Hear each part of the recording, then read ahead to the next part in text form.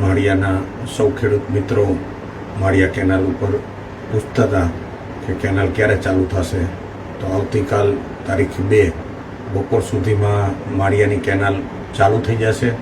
આગામી 4 દિવસ 5 દિવસમાં માળિયા કેનાલના એન્ડ સુધી ધીમે ધીમે પાણી પહોંચી જશે.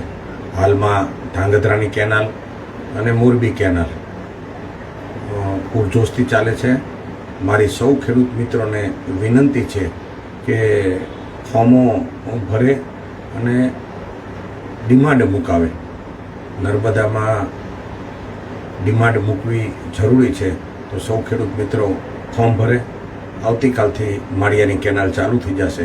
એટલે 3 કેનાલમાં ખપ પૂરતું પાણી વાપરી અને એકબીજાને સહયોગ કરી એટલે આગળ પાછળ બધાને પાણી મળી રહે એટલી મારી વિનંતી.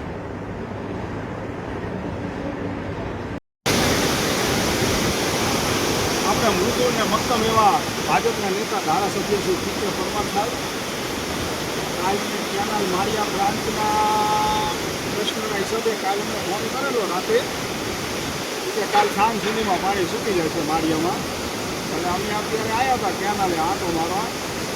4 થી 5ના ગારામાં એમનો નર્મદા નિગમનો સ્ટાફ આવી અને માળિયા બ્રાન્ચમાં અત્યારે પાણી છોડી દીધું. અને પાણી છોડીને તમે ચાલુ જેટલો સ્ટાફ હતો એનો વધે છે. અને આવા ધારાસભ્યો ભાજપના નેતા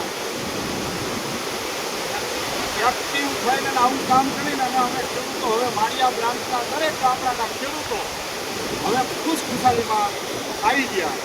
પાણીની જ રાહ જોતા.